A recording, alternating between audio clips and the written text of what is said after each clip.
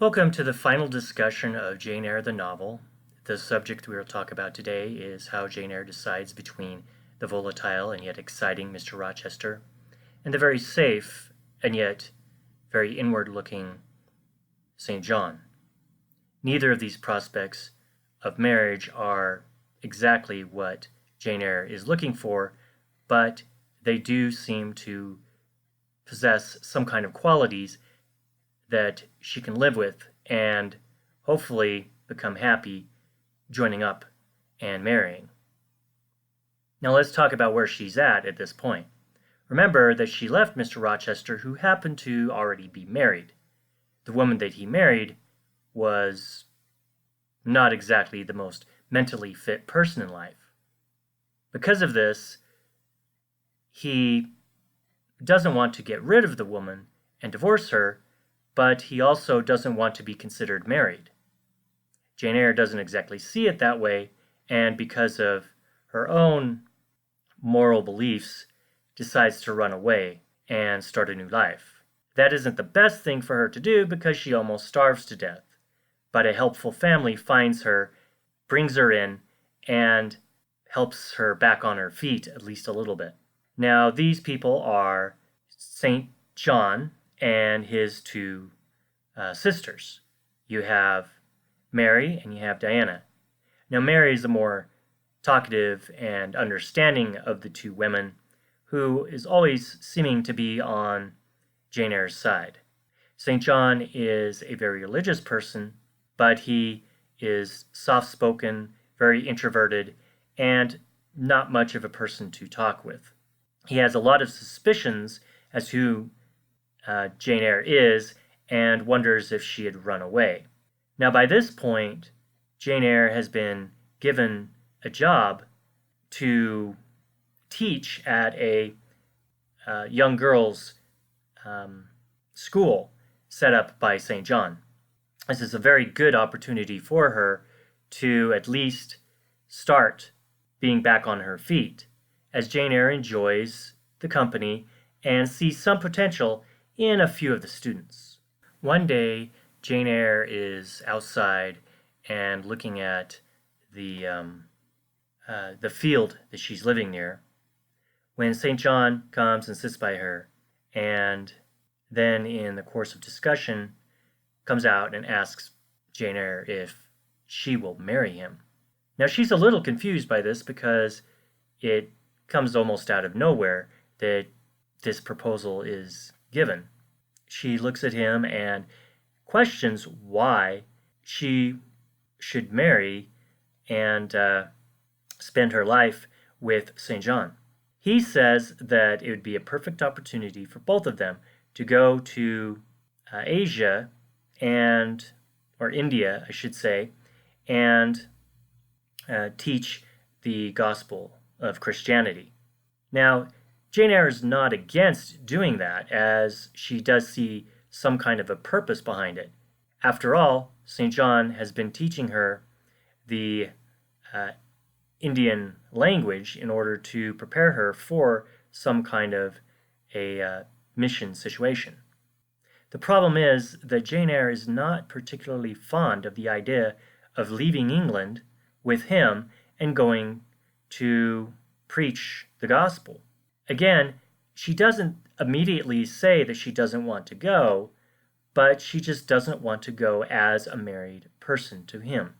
He argues that it's the perfect situation for her to get married to him so that there isn't any questionable reasons that he and a female happen to be on this mission. Being married does not put a moral question on the relationship. The problem with Jane Eyre is she's not in love with St. John. She considers the whole idea of marrying him a completely unacceptable situation. Since she doesn't love him, then it is impractical for them to be married. Now, his argument is that they don't need love. All they need is to make some kind of a agreement that they are a couple. Jane Eyre comes back and says she'll go with him. There's no problem with that. In some ways, she even promised that she would go with him to India on the mission. But he uses that against her by manipulating and trying to get her to feel inadequate to staying behind in England. It's almost as if her staying behind in England is going against the very purpose of her coming into St. John's life. She agrees to go to India as an assistant. There's no problem for her to go there as an assistant, but she will not and cannot go there as a married woman in a loveless relationship. She comes very close to accepting the idea of going as a married couple, because really there's nothing else for her to do. She can't go back to Mr. Rochester, at least she doesn't think she can, and she has no reason really to stay in England. However, right before she agrees to go, there is a revelation, if you will, that Mr. Rochester calls her name out 3 times. This gives Jane Eyre some kind of a feeling that she can stand up to this. She can stay in England. She is going to go back to Mr. Rochester, no matter what. Having exclaimed that there is no way that she was going to India with St. John on this mission, she then leaves to go find Mr. Rochester. She doesn't know exactly what she will find, but staying with Mr. Rochester is a lot better than leaving England to a place that she most likely will die. Now, once she gets back to where Mr. Rochester was, the place is found to be burned down. She looks everywhere and can't find Mr. Rochester, suddenly wondering if he died. This brings her to a mental breakdown almost, until she finds out that he is alive, but living somewhere else.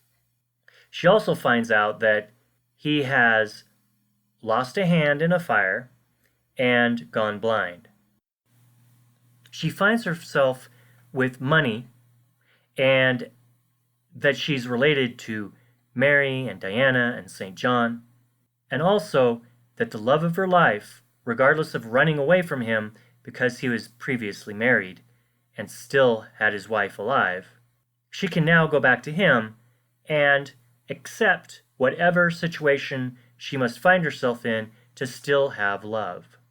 Once she goes back and finds Mr. Rochester, it is almost like his tragedy has become an equalizer between the two. She has the money she didn't have, so she's on his financial level.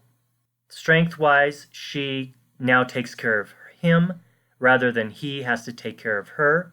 It is a perfect situation for her according to what she had wished in the past. So you have these 2 men who she struggles with. St. John, who is morally straight and a Christian just like her, who can go off and have some kind of adventure that Jane Eyre very much would enjoy wandering around the world with, but in a loveless marriage. She wants to be married as a husband and wife, not just as associates. On the other hand, she has Mr. Rochester, who is a very rugged and exciting individual, but he's not the morally equal to her Christian beliefs and hopes.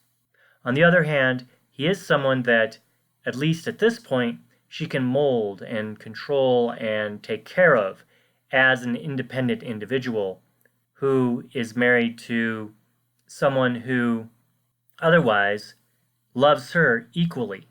So it all comes down to a loveless marriage or a marriage of love, and she chooses the marriage of love. Now, whatever it is that Jane Eyre was searching for from the very beginning of the book is a large question. She finds love and she finds relationships, but is that really what she wanted? Here she is going to be married to a man who is not really able to travel anywhere. Jane Eyre is still going to wonder in the future whether she had made the right choice. The book does end as if it is a happily ever after situation, but there are so many questions that a reader might consider having read the book to the end. What is it that she had learned after all this time? She learned how to love. She learned how to have a religious faith.